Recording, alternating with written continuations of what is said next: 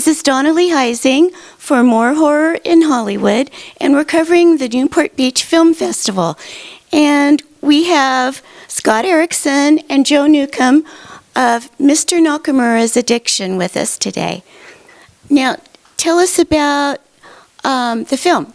I thought we were going to talk to Joe and not me. Okay. Okay. Well, okay. What are you on the film? I'm the writer-director, and Joe is one of the stars in the film. Jason. Yeah, he's one of the stars in the film. But it's not what it appears on the surface. But if you tell too much about the horror film, then it kind of... It is definitely a horror film, though. But it spoils it if you tell too much about the film, because there is a little bit of a twist in it. But Well, how did you find Joe?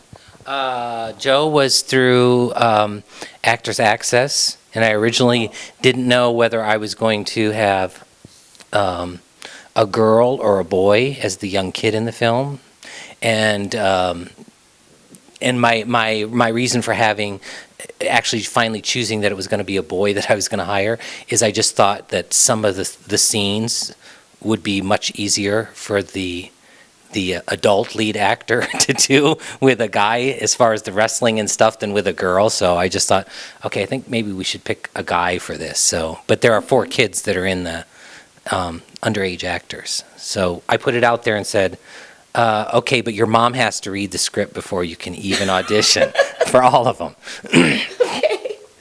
Okay, now tell us what your mom thought of the script. She was excited. It was another movie for me and a very good experience. She's like, Joe, you need to do it. So I was happy because she was happy. So. Okay, well, you're so young. Tell us how you got started. I started in 8th grade in my drama class. I found out that I had love for acting in 8th grade, and it just What school? It was a private school, Grace Lutheran. Mm-hmm. Yeah, so that's just where I kind of started like developing my skills. And Okay, and what was your first professional job? I'd have to say Target. I did a commercial for Target. That was my first. Wow. Yeah. That's a great way to start. That was for Shaun White. That was a big thing, so I was excited. Oh, yeah. I mean, he's cool. Yeah. And what does your mom do?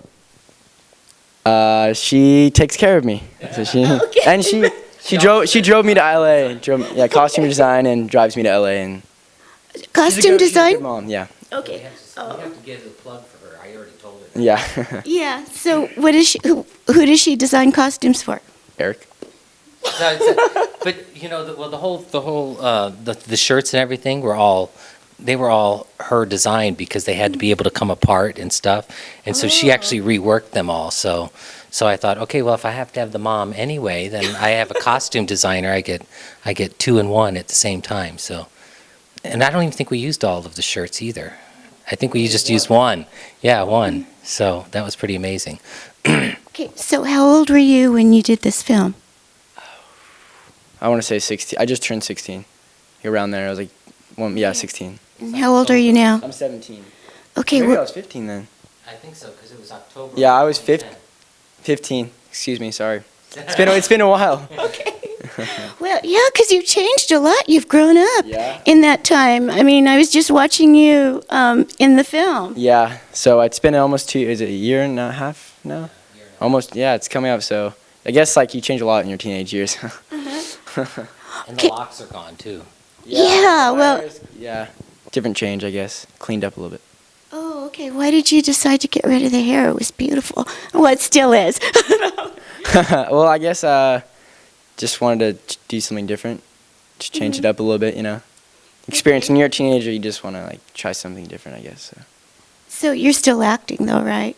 Actually, I've kind of took a little bit of break, but I'm still like doing like acting stuff. I actually have my own clothing company called Malachi, and I've kind of started doing that now, and that's what I do for like, I guess like I based it off acting, and I still go and talk to people, and I do interviews, like I do stuff like this, and I'm always active, and I guess acting has kind of gave me that base, and I'm still. Well, good for you. Did your mom influence this? Actually, yeah, she did. That's kind of where I got my skills to actually even do any of this. So.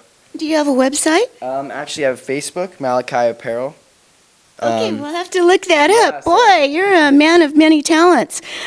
Okay. Okay, now, Scott, I met you. Yeah, well, I met you at You're so good with just Joe. No, you're great on camera, I can tell. Okay, I met you at Kelvin Hanyi's party. That's right. But I already knew who you were because you interview people.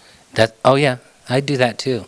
But you only interview Asians, No, I right? don't. That's not true. That would be a lie. Mostly Asians, but that's because of the website. It's called Asians on Film. Yeah, .com. But there's not. It's not all, because there's a lot of people like me. I'm not Asian, but I'm involved in the Asian American film industry, so that's not always true. But like with like Mr. Nakamura's Addiction, having an Asian guy in the lead role, actually kind of that in and of itself to me put another twist on the whole idea of the film too, I think so. Yeah, actually, you don't think of Asians as being vampires. No. Oh, no. I'm She's sorry. full. Oh, do we have to cut this? You may have to cut. Oh my God, it's a beautiful film.